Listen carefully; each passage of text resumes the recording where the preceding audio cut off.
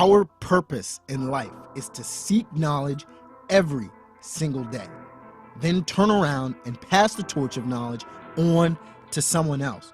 If you want to leave a legacy, seek knowledge and pass the torch.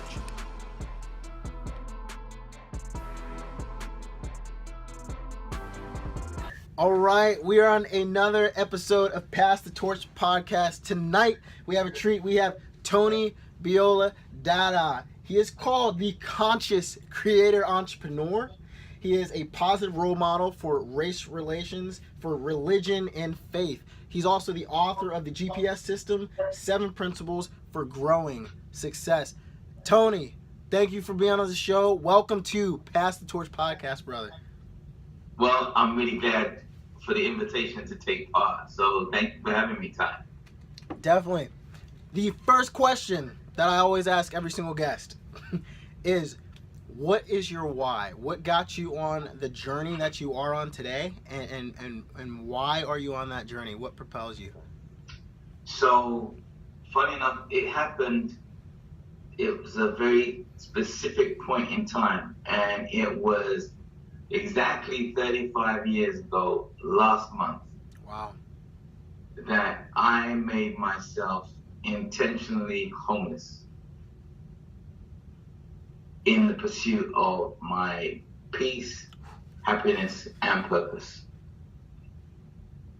That's where it all started. It's deep. And so... I know. Yeah.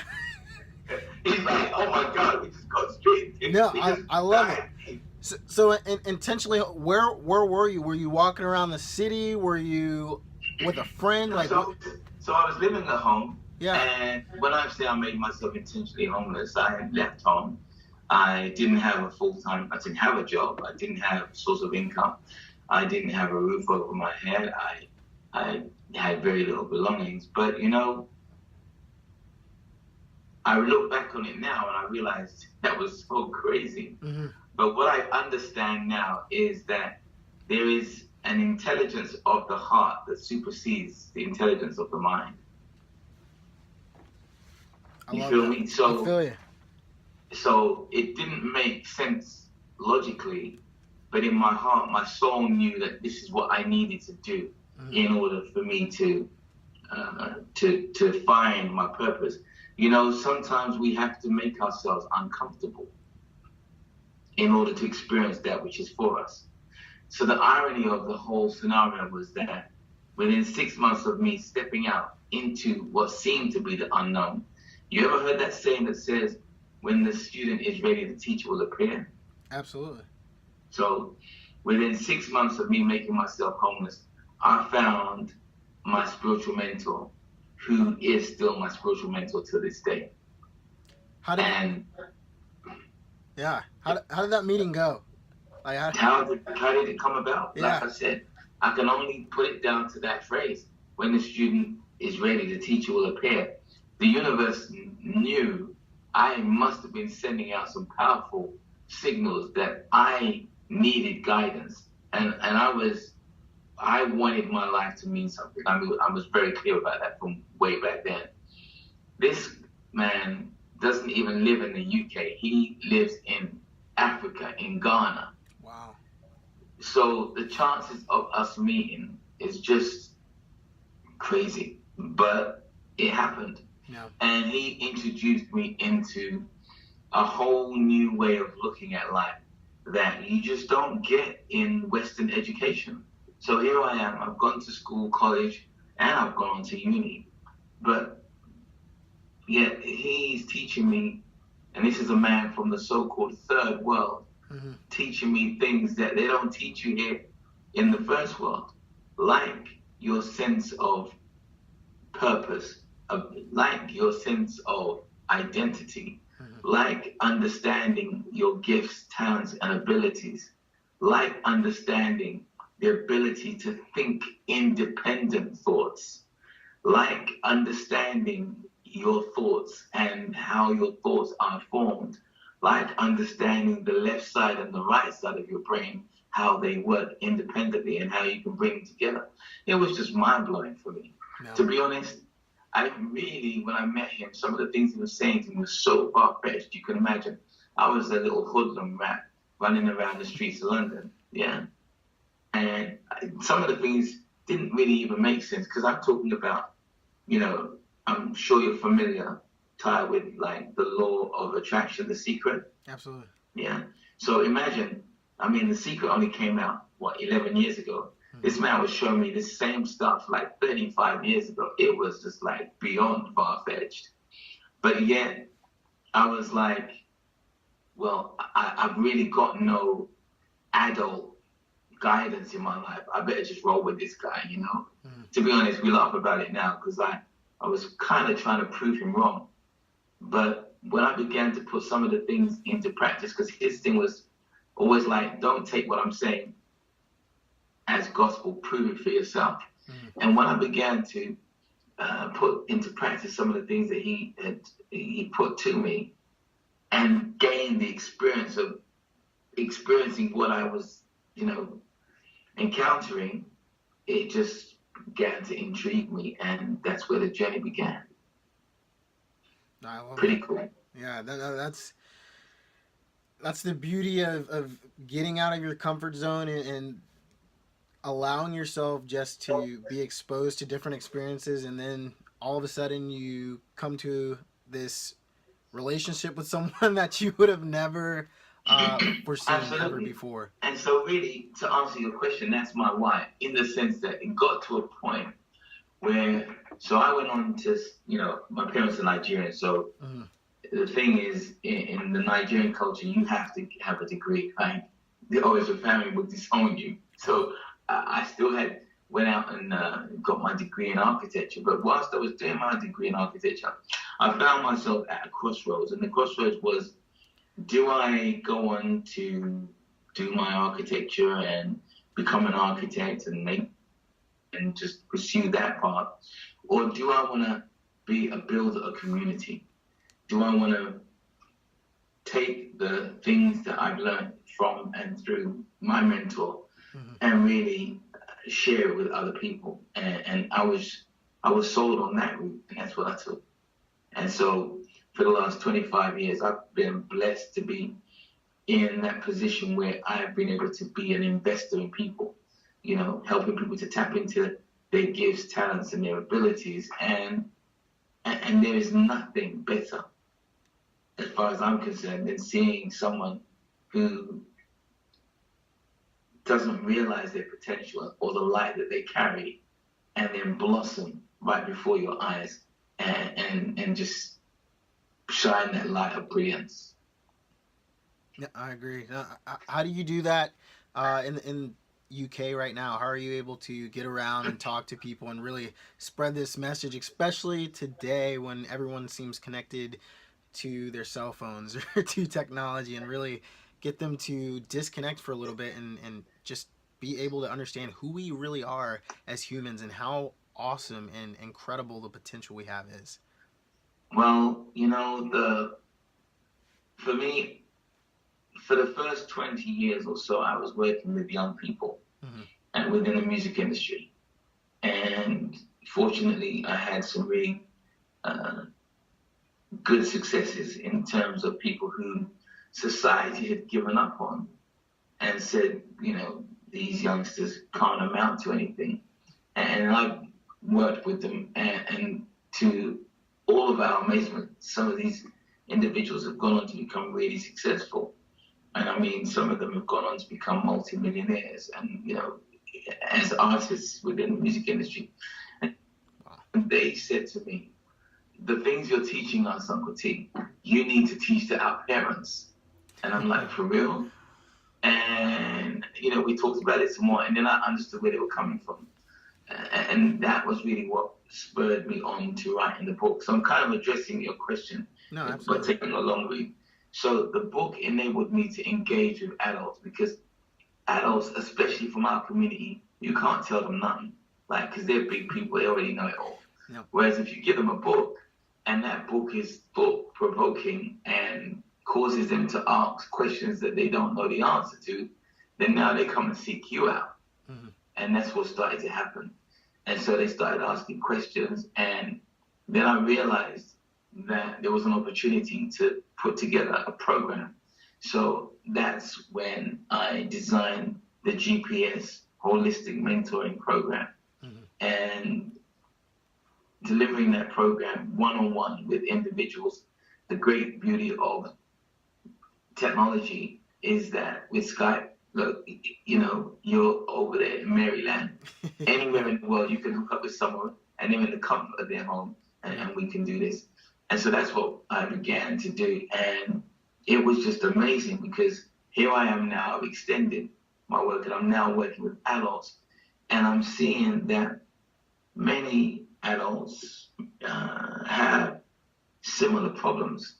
And the similar problem is that we've all been grown on this educational system that was never designed to help you or I be the best versions of ourselves.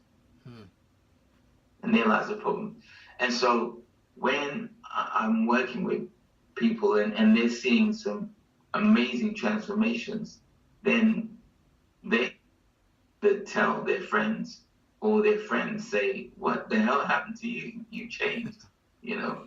And so I've had situations where there was one case, a lady came onto the program and within 6 weeks, her sister joined the program because her sister was like, something, my sister's changed. And then by the time we got to the end of the program, their mother joined the program. Do you know what I mean? And it's so that's kind of how it's spreads. But then we also do events. So, you know, when we're doing the one-to-ones, I was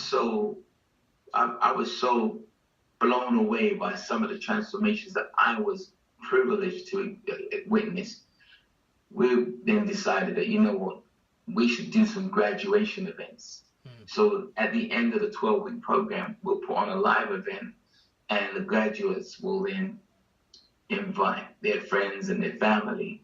And so by virtue of them picking up an award, but also sharing what the journey's been like, it's a great way for kind of sharing the knowledge. Are you with me? Yeah, absolutely. So what do you think the biggest groundbreaking thing is for your program? I mean, people are coming in and some of them might be skeptical, others are super receptive, but they're all coming out changed. So what do you think in your mind is the biggest key to your program? So the biggest key to the program for me, I think, is my spiritual perspective. So my spiritual mentor said that any personal development program that does not include a spiritual component is incomplete. You see, the truth of the matter is, my GPS program is designed on what I call the 5 pillars of life. And pillars of life really demonstrate and illustrate that every human being has 5 pillars that underpin their lives. And when we recognize these, then we can activate and we can build equity in these areas. And so if you don't recognize that you, for example, have a bank account, so let's say your pops, you know, secretly when you was a kid, set up this fund and they put money in there and it's been building over time, but you didn't know about it. Well, if you didn't know it was there, you can't benefit from it. Right. With me? So similarly, if you have 5 pillars and you only recognize 2 of them or 3 of them, then you're not functioning to your full capacity. So when I first bring that to one's awareness and they check it out and they think, okay, and now they begin to move with that awareness of these 5 areas, then that in itself is groundbreaking. So I guess you're going to answer me the question, would you like to know what the 5 pillars are? Yeah, tell us. Okay. So the 5 pillars consist of, and it's quite simple, but it's about recognizing and being conscious of them. Number 1, your mental state. So I don't know what it's like over there, but here in the UK, the number of people that are suffering from mental illness is just astronomical. In fact, in the UK, the biggest killer of men of the age of 50 is suicide, which derives from, mental instability. Right. So number one, your mental state. Number two, your physical state in terms of how you look after your body, how you eat and nutrition and things like that. Number three is your spiritual state. And by that, I'm not talking about recognizing that there is a part of us, an invisible part of us, that needs to be nurtured, whether you meditate, whether you pray, whether you're a Christian, whatever you do, whether you practice the law of attraction. But this area is really important because it links to your belief system. Right. Yeah. So if you don't, they say a person who thinks he can, or the person who believes he can, and the person who believes he can't are both right. Right. Yeah. So it's an important area. And then you have the state of your relationships, meaning that we all have to interact with people. But what we don't recognize is that the relationship that we have with ourselves is the fundamental and most important relationship. So we have 70 or so thousand thoughts a day. And for most people who haven't developed the technique of recognizing themselves and loving themselves, majority of those 70,000 thoughts pertaining to ourselves are negative. Oh, I'm too short. I don't look good enough. My hair's whack. This, that. Are you with me? All of those kind of things. And then the last pillar is the financial state. Yep. And when I'm talking about financial state, I'm not talking about how much money you have in the bank. I'm talking about what quality service do you give that is valuable, that you know is valuable, that when you release it, when you give it, it's building equity in someone or an organization. And by the law of recompense, when you release that energy, pays you. So those 5 key areas are what we call the 5 pillars. And so when we begin to look at each of those areas in terms of, so what kind of equity do you have in each of those areas? And we're able to actually quantify that.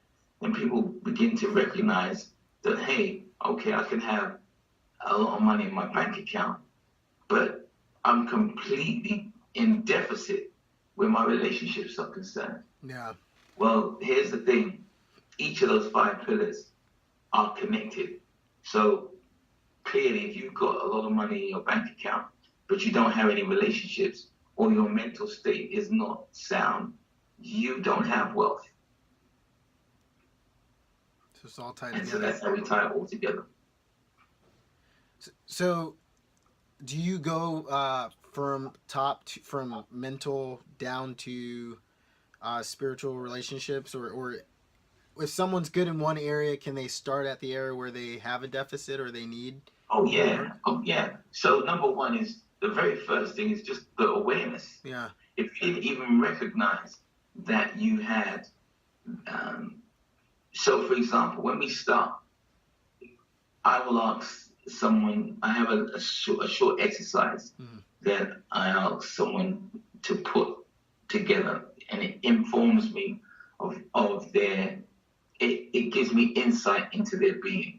So I ask them to write their goals in each of those 5 areas. And so, for example, one of the things that often happens when I'm asking someone to list their goals where their relationships are concerned, many times people don't even think about themselves. They're actually invisible to themselves, particularly women. They're thinking about their partners, their husbands, their children, and all the things that they've got to do for other people, but neglect themselves in the process. And so when we have our first consultation, and then I'm talking to them, and I show them what they have written, that they don't even show up for themselves. Yeah. It's like a, wow, you know what I mean, a light bulb moment for many of them. That's but huge. Then we can begin to look at that and say things, and it's simple things that we can use to address it, like ensuring that you have some me time. Are you with me? Just that as a starting point. But also asking the question, how comes you're not showing up? What is it that's really going on? Yeah. That means, in a whole week of 168 hours, you don't even put any time aside for you. So we go deep in each of those areas, and that's really where the work is. For many people, even that very first exercise, many of them say, well, wow, I've never even taken time to look at myself in that way.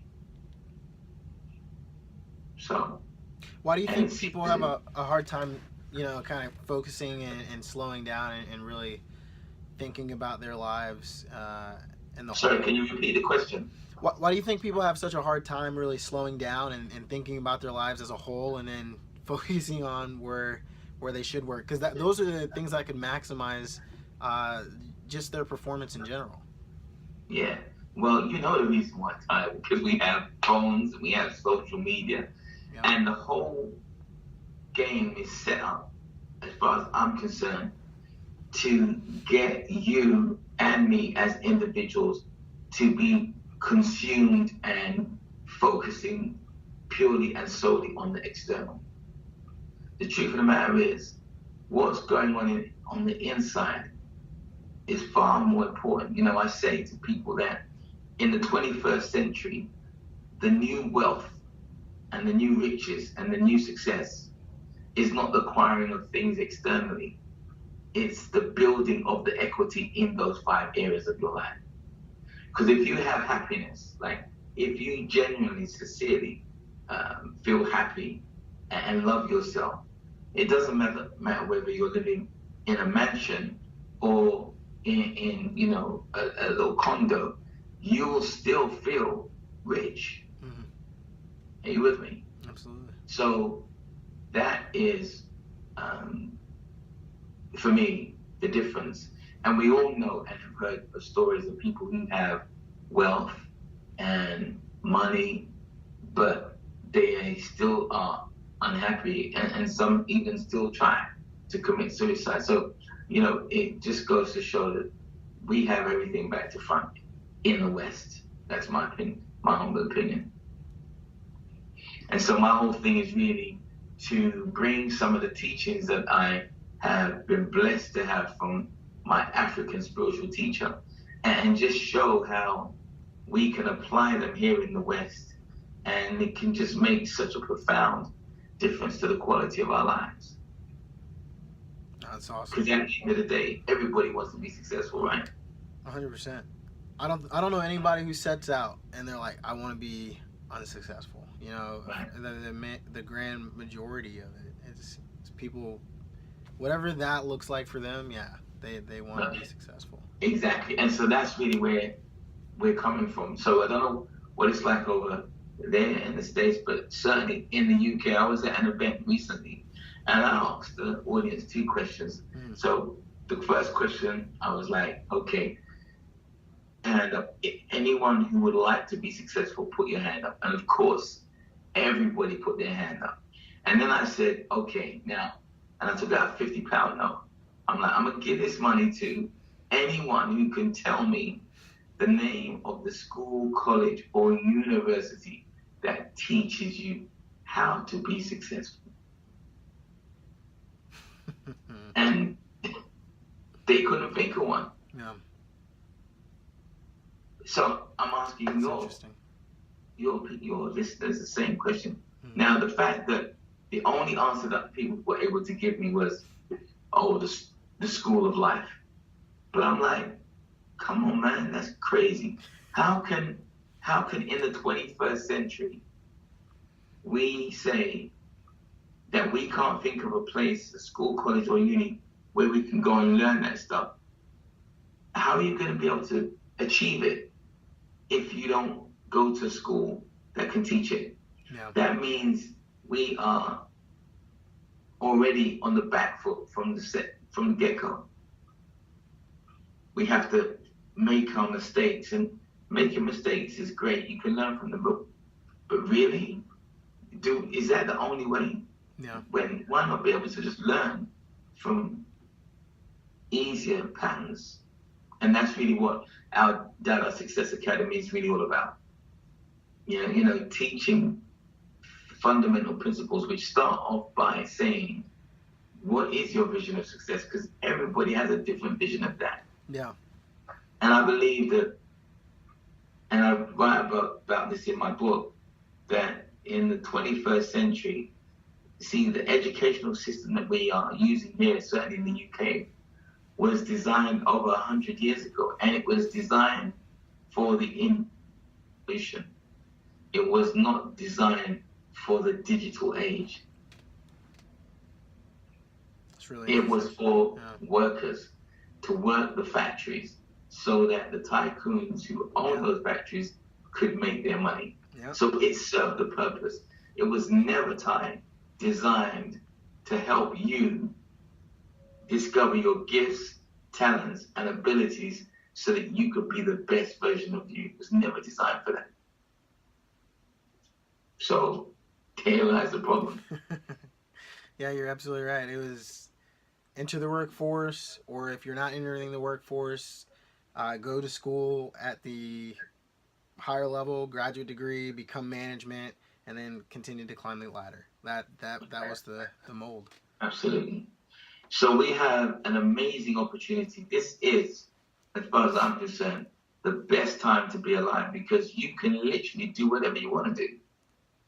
But the paradox to that is, because we have so much freedom, if you don't have clarity, it actually creates paralysis.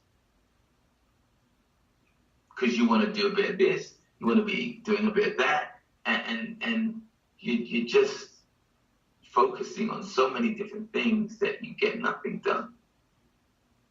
And then you feel frustrated because all the while you're looking at your Instagram and you're looking at your Snapchats and your Facebook, and you're seeing all of these images of your peers doing all kinds of stuff, and you're thinking, why ain't I doing something? Yeah. And so that's why what we're doing, the work that we do, exists, and it seems is in great demand.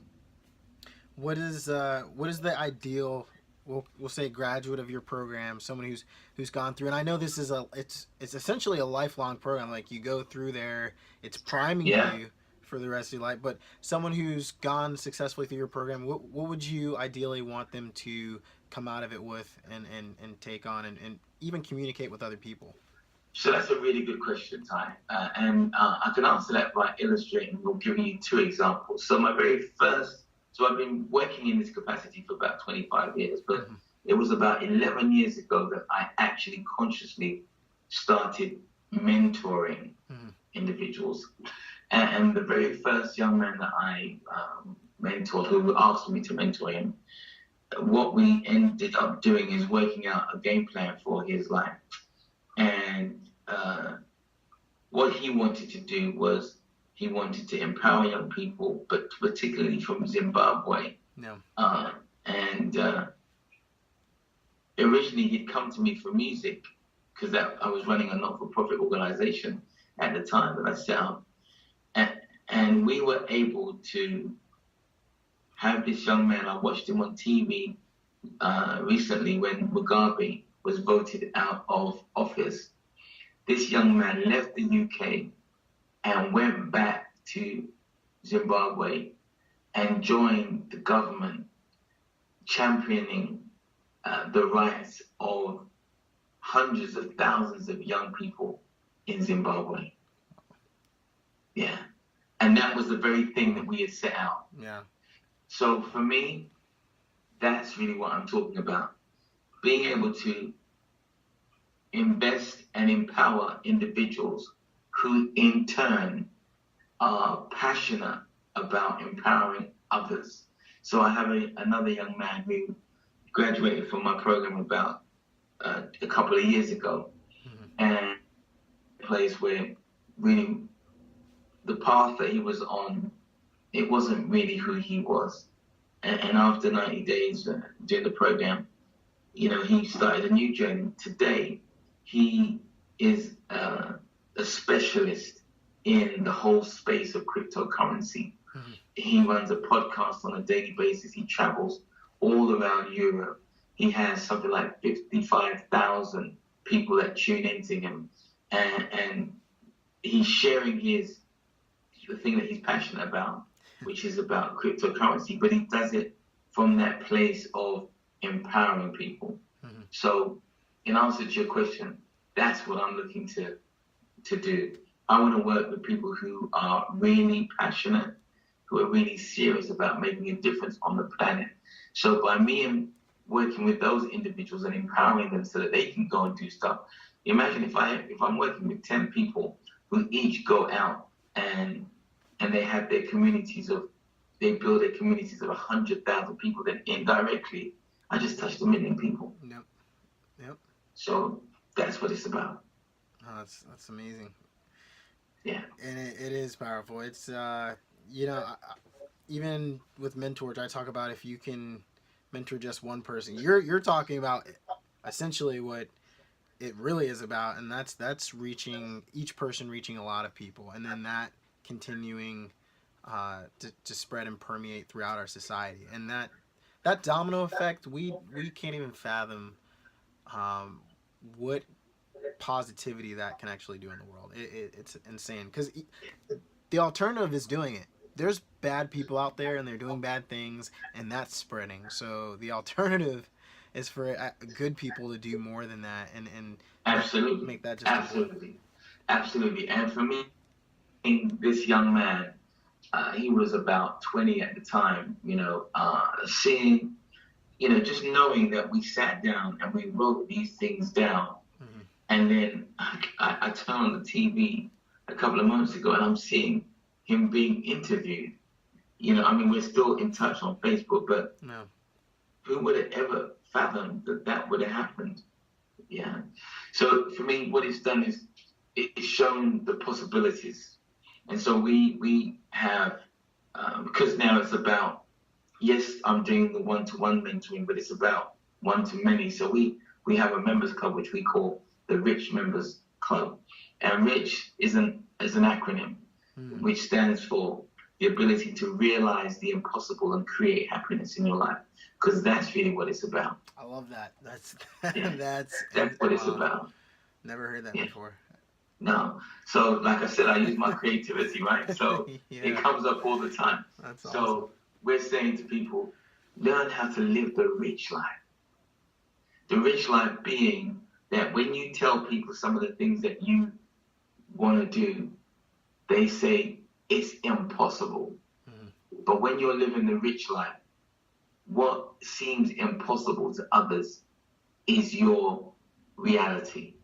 So this young man, 11 years ago, us sitting down and him saying, I want to go back to Zimbabwe.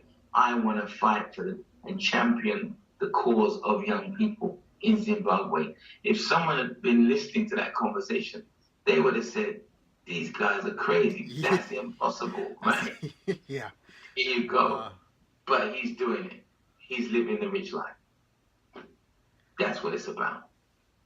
And I believe that rich life can be attained when you understand the universal spiritual principles that govern life. Yeah. That's what it's about. That's what it's about. And I talk about this all the time. It's February. Well, it's March now, but February is, again, and this is a weird term for me because it's a month, but Black History Month in the United States. But when I think about it, you think of the Martin Luther Kings and what you're able to do, and I think you're included. There has to be.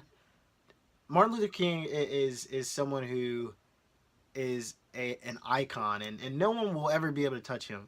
But what I get very emotional about is that each generation needs their own icons to keep going, to keep continuing that legacy. It can't just be, we can't forever for the rest of our existence count on, and this is in the United States I'm talking about. Yeah, you know what I mean? Like, I'm sure. Yeah. There's icons in China, there's icons in the UK, there's icons in Germany. It doesn't matter where you are, but every generation needs to continue that. And I feel like especially now, some of us, we look at, well, they existed and they did what they did, and we can just use them for inspiration. But I love what you're doing, because not only in your example, but the people that you're growing and you're developing, those are going to be the new icons of this next generation. Absolutely. And you know, it's taken me a while to get to this point of realizing that the real true purpose of life is service. We're not here for ourselves. As much as we may think it initially, the true power and the true fulfillment in life is in service. 100%. That's where it's at. And so when you can't give what you don't have. Right. So number one, we have to work on ourselves first to build equity in those areas of ourselves. So only when you have money can you give money. Only when you have the spirit of love can you give love. Only when you have a sound mind can you give counsel or advice. Are you with me? Yeah. So it starts with us first. And then when we build equity, then we can share it. And that's really how it should be. And that's why I say that the way that we are raised through the educational system here in the West, certainly in the UK, is back to front. Because it doesn't teach you how to build equity in these areas of your life. You know, many years ago, I taught my son some basics where financial literacy was concerned. I don't know what it's like over there in the States. But I was like, my mentor said, don't just raise children, raise empowered children. And when we looked at the whole area of money, well, schools, again, they don't teach you about money, but it's something that everybody needs. And I did an experiment with my son, and I taught him, he was only 5 at the time, and I kid you not, time, within 12 months, one day he just came back from school with a £50 note. I'm like, where the hell did you get that from? And he said, I sold something in school. I'm like, what did you do? So then he broke it down for me, because he used to come into my office, like both my children, from when they were young, they work in my office, right? And so he's seen the computer and he's seen leaflets and brochures. So he basically made, he printed out 100 images of cartoon characters, put them and taken them to school and sold it for £50. I'm like, wow, that's so creative. Yeah. Now, I'm saying that just to illustrate the point that from that point on, because of that basic training, what he's gone on to do is just remarkable where money is concerned. You know, by the time he was 10 or 11, he was making like £300 a month and had boys working for him whilst he was at school. Yeah. And it's all because of what we invest from the early stages. So for me, making people aware, making young people aware about the 5 pillars and the importance of building equity in those 5 areas, that's what it's all about. That's the true education. That's the real education. No, absolutely. It's I think that conversation happens really late. You know, people are like, well, you're too young to worry about that. Go out and play. Well, you can do that, but you can teach me, and I'm just showing who I am. You can teach me with Skittles. I don't care what it is. Teach me how to count money or to do investing with something that I can relate to. But you can still teach young people that. You don't need to be 18, 21, 35, 50 to get into that. And if you start early, yeah. It don't make sense. I mean, if we keep it real, and it's one of the things I love, you know, when I work with young people, because they keep it real. From when you're 3, you know about money and you want it. So why don't I teach you about it? Yeah. Right? You know, I'm saying, no, you don't worry about that. Don't worry about it. But I do. I want it. So how about I teach you how you can make it, how you can get it, how you can spend it, so that people don't rob you of it or cheat you. You know, and that's really what happened with my son. he wasn't really good at maths. And I said to him, this is whilst we were doing the basic financial literacy, I'm like, well, if you're not good at maths, that means you can't count. So when you're making money, you won't be able to count how much money you got. and that just put a trigger in his head, and he's like, oh yeah, no, I don't want anyone to be skanking me or cheating me for my money. And that was it. It turned around from there, and he was just getting straight A's in maths and making his money, and the rest is history. So, no, I think right there is an opportunity that many parents miss, and this is one of the reasons why I'm so keen on teaching and sharing this knowledge with parents, because my mentor made a conscious decision of asking me to not just to raise children, but to grow empowered children. And it was only when he said that I made a conscious decision to do things differently. Does that make sense? So what I'm saying is many parents just raise their children, not recognizing that there's so much inside of the children that needs to be activated, that need to be challenged, that need to be pushed so that they can experience the fullness of what they have. It's huge. And we're talking about children and your son and teaching him and bringing him up. Is your mentor what really ignited the core in the family, or was that something you took from your relationship with your mentor and then brought that into, okay, I want to be around the family? For me, family is everything, because family represents the opportunity to express unity. That's what family represents. In the sense that when you're thinking about others, when you're thinking about the members of your family, and for me it was a particularly important thing because I raised 2 children as a single parent. So, I was really wanting to demonstrate love, show love. And as you know, as a brother, there are so many negative, stereotypical views that are put out that men are not there for their children and those kind of things. Yeah. So for me, I'm living by a different standard. Do you understand?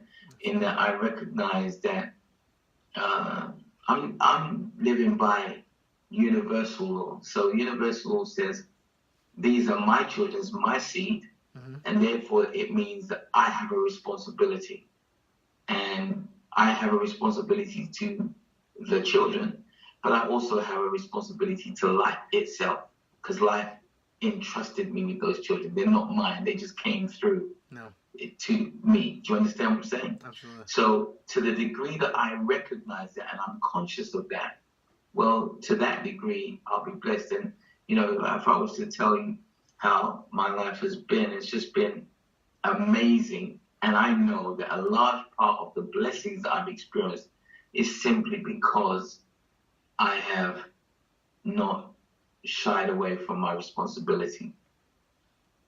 Are you with me? Definitely. You get to experience the entire relationship and its fullness, which is a lot of people will miss out if they try to shirk responsibilities or aren't there and present in the moment. Absolutely. And in a way, I do relate it back to my mentor, because you see, my mentor made me aware of the fact that we are more spiritual than physical. You see, if we can get that fundamentally, that we are more spiritual than physical, then it tunes us into a higher standard. You're not just living for yourself. You're not just living for your pleasures, your selfish desires. You're looking at life from a larger perspective. Yeah. And you see yourself connected to something that is bigger than you. When you have that kind of thing going on, then it kind of changes your thinking. Yeah. In my opinion, Definitely. Yeah. So, and it's challenging without a doubt. we've all been young once and irresponsible and doing our own thing when we've had no one to care about. But trust me, the moment you have a child, if you are a reasonable person, your thinking changes. Your very perspective of how you see the world in a moment that child is born, you change. You've changed. So, and that change is about maturing, because you're no longer thinking about yourself from a selfish perspective. You're thinking about, I have a mouth to feed. I've got a responsibility. So this is the perspective and the maturing of individuals that we really want to aspire towards. Because when you mature in that way, and you recognize that life is about service, whether it's serving and supporting and growing your child, serving your partner, serving or supporting your community, when you get to that state, everything changes. Because it's crazy, but I've seen it so many times. I've coined a phrase, I call it the secret law of giving. And for me, I'm in a place where for the last couple of decades, I'm actually in competition with life. And here's the joke, this is how it is. So the game is, I'm trying to outgive life, because when I practice giving, the blessings that I get back they so blow me away. I'm like, okay, I need to give back. I need to give. And then I get more blessings. And then I'm doing more giving, and then I'm getting more back. And I'm like, wow. And it's just becomes a cycle, but not a cycle of taking, which is what we are taught. It's about me, myself, and I, and how much can I get? No, it becomes the reverse. It becomes a seeking of opportunities to give. I love it. Definitely. And someone's looking at you and they're saying, man, Tony, brother Dada is just giving, and he's giving a lot of value. And they're like, they want you to be their mentor. What would you do? You would sit them down. What would be the conversation for your expectations for how that relationship would go, or what would be your red flags if you're like, hey, if you do this, you can't be my mentee? So for me right now, where we're at is I really only want to work with people who have that strong desire within their soul that they know that their life has a purpose. Yeah. So if you are someone, you just want to, you just make $100,000 or 50% increase on your salary, I'm not that guy. I'm not the guy for you. But if you're a person who you want to find your purpose and you want to find your GPS, i.e. where is it that you are going in life, and you want clarity on that, and it's not just for yourself, but for making a positive contribution on this planet, because God knows we need to change stuff, then if that's your cry, if that's your soul cry, then we can have a conversation. Only because I'm familiar with that path, because I've walked it for 35 years. Do you see what I'm saying? Definitely. There's that saying that says birds of the same feather flock together and fly to the same destination. So I would want to have a conversation with someone, first of all, to see if I know where I'm going. Are you going in a similar direction? Because if we're both on a similar course of wanting to invest in people, empower people, and make a difference on the planet, then just by virtue of that fact, then there's probably some things that I might be able to impart to you, even if it's things that you ought not to do. Do you see my point? Definitely. Yeah. So those are the kind of people that we're looking to work with. And as I say, the numbers of the demand this year has increased. And so we are, through our Dada Success Academy, we're now able to have people join our group coaching program. So that's what we're just in the process of putting together, which means that we can have people from all over the globe who are participating in our 90-day program. Of course, it's not as intense and as intimate as the one-to-one, but there are some basic fundamental things that we can share that will, I believe, just open people up to a whole new level of learning and experience, enabling them to, be better versions of themselves. Because books are great and it's a great source of learning, but there is something that you get when you actually can interact with a mentor that you can't get in a book. My mentor says books carry the mind of the writer. But when you're able to actually speak and ask questions directly with that mind, you can just accelerate your learning so much more. That's huge. And that's what we want to do.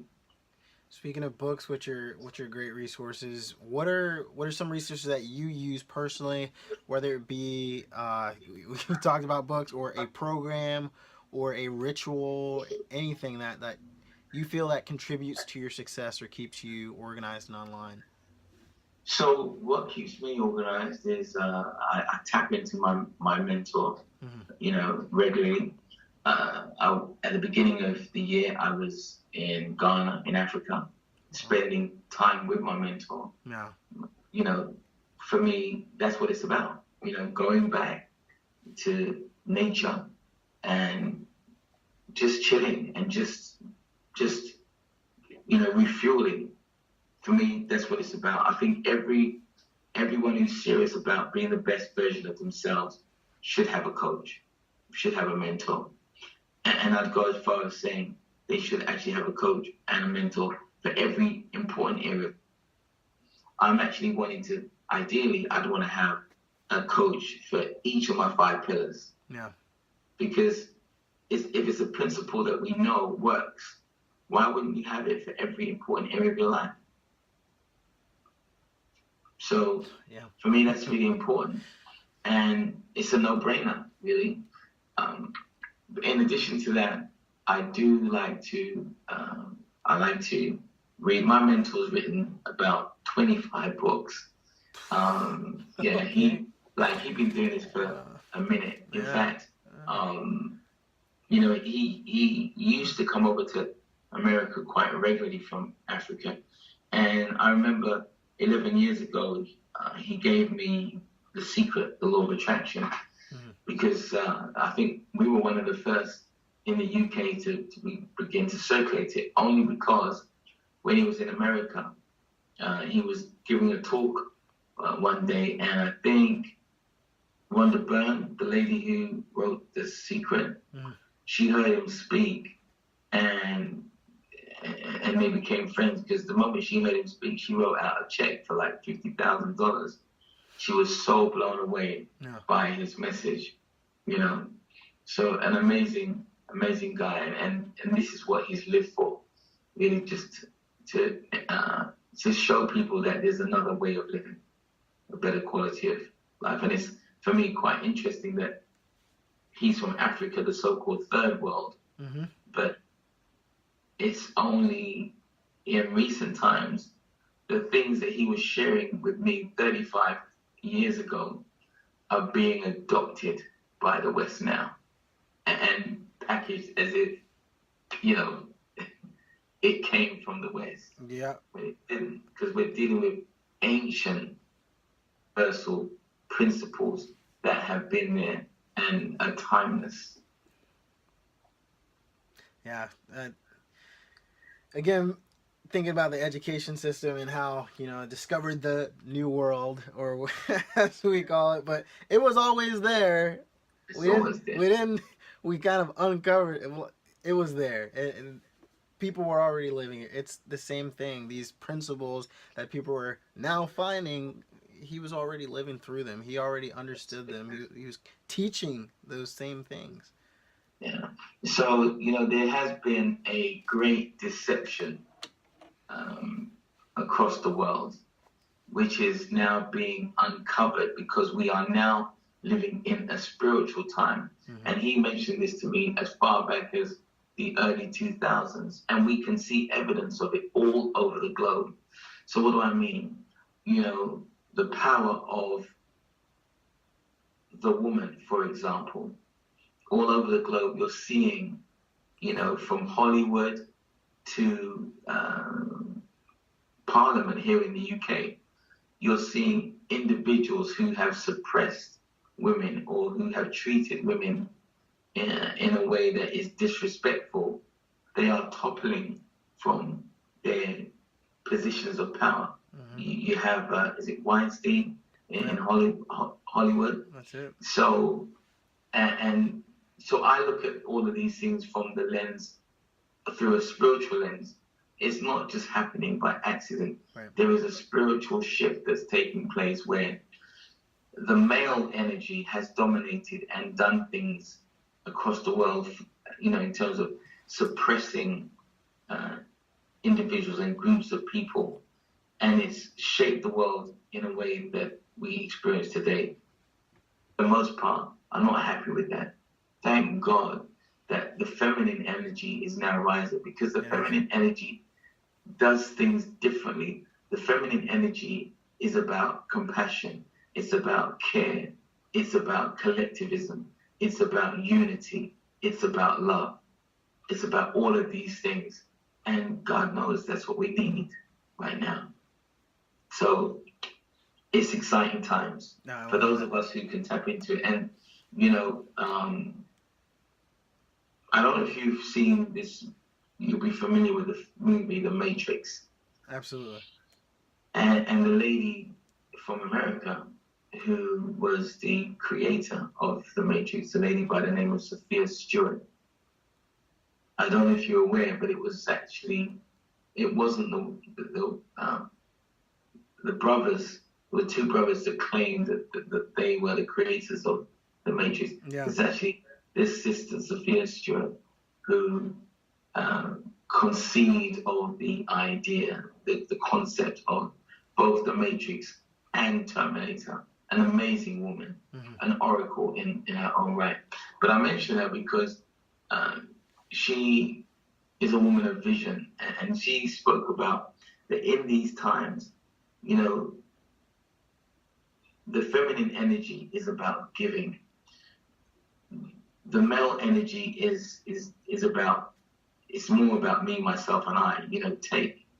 And she's saying in these new times that the person who can understand that it's no longer about me, myself, and I in every sphere of life, including business. If you notice, even the nature of the way we do business, look what you're doing.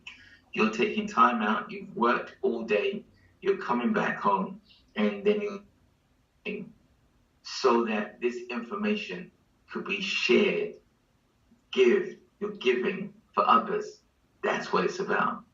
That's the new way of becoming successful in business. And so can you see that literally everything is turning around? Yeah. So those who used to be suppressed, like women, like young people, like those from the Black and minority ethnic groups, they're all beginning to become empowered, whereby they're no longer being suppressed or controlled. They can do things, they can start their own business just like what you're doing, and no one can get in the way. It's your heart's desire, it's what you want to do, and technology has provided the means where you can do it. And it's why one of the reasons why I'm so excited about the whole space of cryptocurrency. Because again, we now have digital money, it's decentralized, no bank can get in the way. If I want to send Ty to Bitcoin because I love his work and he has a wallet, nobody can get involved. You know what I'm saying? Absolutely. It's just an awesome time to be alive. That's huge. And especially during times like this when you're fighting to stay motivated and you just need clarity, what do you think about? Do you have a passage or a quote that... So I like to meditate regularly. My day usually starts with about Now it's about 3 hours. The first 3 hours of every day are my days, are my time. Yeah. So it involves prayer, meditation, visualization. So that's for my mind and my soul. Mm-hmm. And then my body. So I go training like 5, 6 times, a week. So then I take care of all of me, all of the parts of me. Mm-hmm. Yeah. Because when I've taken care of me, then I can give. Absolutely. When I've got my mind intact and and I've got my soul intact and I feel the vibe and the energy of what today is going to represent, then I can move into that space. And once I've taken care of me, I'm not going to feel a sense of lack. I can give in each of those areas. So that's how my days usually start.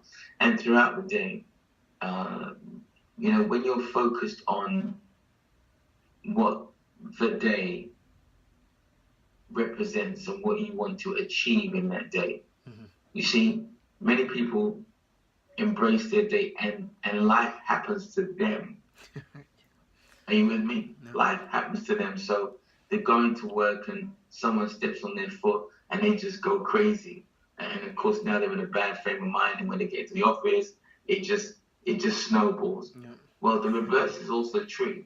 When you start your day and you set your intention for the day, that you are going to have a good day, that you visualize the key important things that you want to achieve that day, and that's your focus, then if someone comes and steps on your toe, well, you ain't watching that because you're on your focus. Yeah. Are you with me? Absolutely. Yeah. So that's how my day is structured. I love it. Well, we have got to the last portion, and it's one of my favorite parts. You've already spilled your soul, like the amazing knowledge and guidance that you've already given us. I know this is going to be just the same. We've gotten to the pass the torch portion where you have a minute to leave a legacy and pass the torch. Our definition of a mentor is someone who can pass knowledge on to us so that we can be successful as well. So, Brother Dada, based on the level of success that you've achieved at this point in your life, if you could pass the torch and leave a legacy to your former self or someone in a similar situation that you're in today, what would you say in 1 minute? In 1 minute, well, I would say that understand that we are more spiritual than physical. That in itself will set you up to look at life differently. And I would also say that in the 21st century, the new wealth and success is the ability to create happiness in the key areas of our lives. Those 5 pillars: your mental state, your emotional state, your spiritual state, your financial state, your physical state, and your relationships. Focus on those 5 key areas and build equity in those 5 areas. That is the new wealth and the new riches. The building of the equity in those areas, that's your riches, that's your wealth. And that's what I would say to my former self. I love it. I love it. I love it. In the regular gym, but you also need to get in the spiritual gym. You have been here on Pass the Torch podcast with Levante Santos and Brother Dada, reminding you to seek knowledge and pass the torch.